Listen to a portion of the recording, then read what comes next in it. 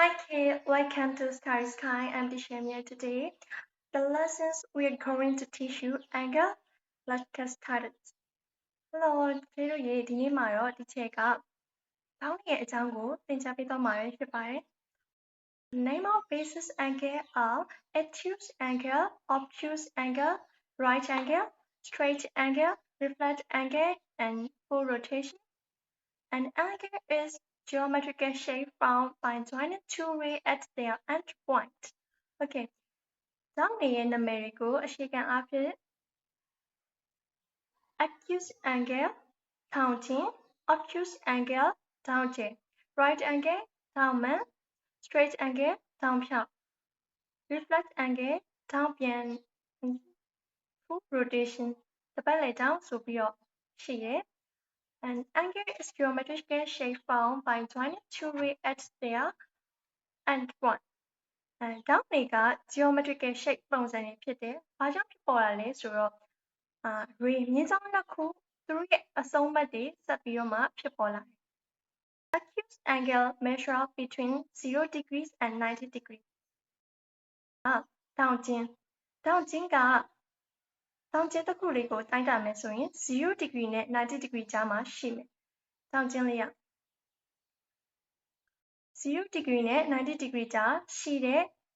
တောင်လေးတစ်ကောင်ကို acute angle တောင်ကျင်းလို့ခေါ်တယ်။ Okay, next one. Okay, right angle measure at 90 degree. တောင်မှန်တစ်ခုမှာဆိုရင်အဲ့တောင်လေးတစ်ခုကိုတိုင်းတာလို့90 degree ရှိမယ်ဆိုရင်တောင်မှန်လို့ခေါ်တယ်။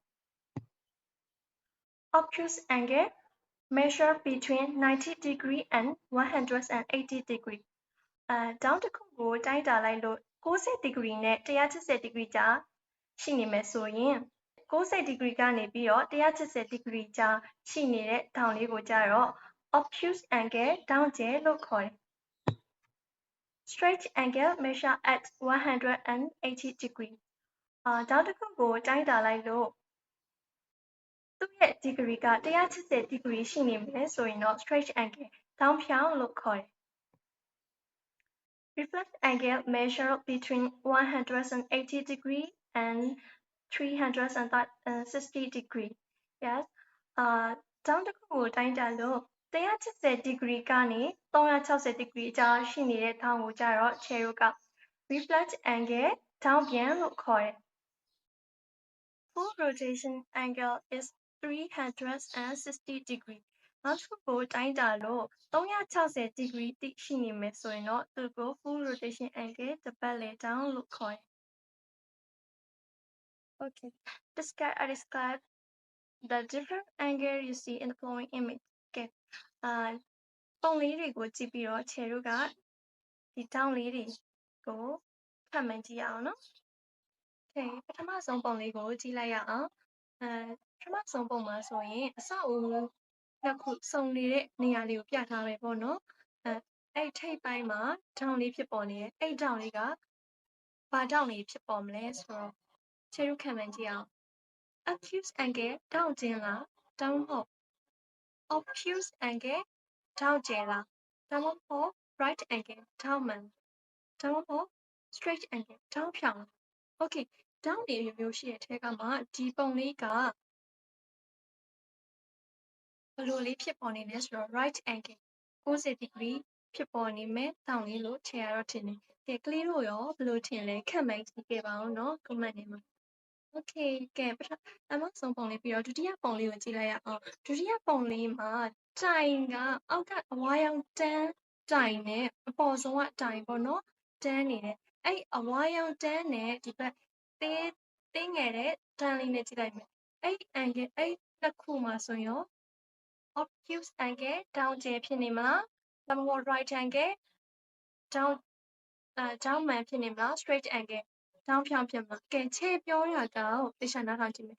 ဒီမဲ့အဝါရောင်တန်းလေးနဲ့ဒီဘက်သေးသွင်းနေတဲ့တန်းလေးပေါ့နော်အဲ့တန်းလေးကိုကြည့်လိုက်မယ်ဆိုရင်တော့ acute angle တောင်ကျင်းဖြစ်နေပါပေါ့နော် Okay ကဲဒီပုံမှာပဲချက်ကြည့်လိုက်ရအောင်ခြေတို့ကအဝါရောင်တန်းကိုဖြောက်လိုက်ပေါ့နော်မျက်စိထဲဖြောက်လိုက်မယ်နောက်ပြီးတော့အပေါ်ဆုံးမှာရှိနေတဲ့တန်းလောက်ကြည့်လိုက်မယ် အဲ့တန်းကဘာဖြစ်နေလဲဆိုတော့တစ်ဖြောင်နဲ့ဖြစ်နေတယ်ပေါ့နော်အဲ့တစ်ဖြောင်နဲ့ဖြစ်နေတဲ့အခါမှာဘာကြောင့်ဖြစ်ပေါ်မယ်လို့ပြောလို့ရတယ်ဆိုတော့ straight angle တောင်ဖြောင်လို့ပြောလို့ရတယ်အချင်းက okay နောက်ထပ်ဒီဘက်နောက်မှာဆိုရင်တော့လေကတဲ့ပုံစံလေးရှိမယ်လေကတွေကဘာပုံစံလဲဆိုတော့ကဲ right angle ဖြစ်မလား straight angle ဖြစ်နေမလား obtuse angle ဒါမှမဟုတ် acute angle ကဲကလေးတို့ခံမှန်းကြည့်ပါကဲဒီလေကားရဲ့အောက်ဘက်အစွန်းလေးကိုကြည့်လိုက်ဒီအောက်ကနေပြောပေါ့နော်ခြေတစ်ဘက်ကြည့်လိုက်ဒီဘက်အောက်နားကနေကြည့်လိုက်မယ်ဆိုရင်သူက90 degree ထက်ငယ်နေမယ်ပေါ့နော်ငယ်နေတဲ့ပုံစံရှိတယ်90 degree ထက်နေတဲ့အခါမှာခြေရုကဘာကြောင့်လဲလို့ပြောလို့ရတယ်ဆိုတော့ acute angle တောင့်ကျင်လို့ပြောလို့ရတယ်ခြေရုကကဲနောက်ထပ်ပုံလေးတွေသွားကြည့်မယ်ကဲနောက်ထပ်ပုံလေးမှာဆိုရင်အစအဦးရဲ့ပုံစံပဲเนาะဒီမှာလည်းအစအဦးရဲ့ပုံစံကိုပြထားတယ်ဒီဘက်မှာအဲ့တောင့်လေးကရောကလေးတို့ဘယ်လိုထင်လဲတောင့်ကျင်ဖြစ်မလားတောင့်ကျင်ဖြစ်မလား right angle ဖြစ်နေမလားကဲကလေးတို့ခန့်မှန်းကြည့်ခဲ့ပါဦးเนาะကဲဒုတိယ slide လေးမှာဆိုရင်လည်းလေကားပုံစံလေးလေကားပုံစံမှာဆိုရင်လည်းတောင့်ကအဲ့မှာလေကားလေးကညီးနေတယ်တောင့်မှန်ကျနေတယ်ပေါ့နော်တောင့်မှန်ကျနေတဲ့အခါမှာ90 degree ရှိနေမယ်အဲ့ဒီအခါမှာ right angle တောင့်မှန်ဖြစ်တယ် okay thank you so much for learning with me bye bye နောက်သင်ခန်းစာမှာပြန်တွေ့မယ်နော်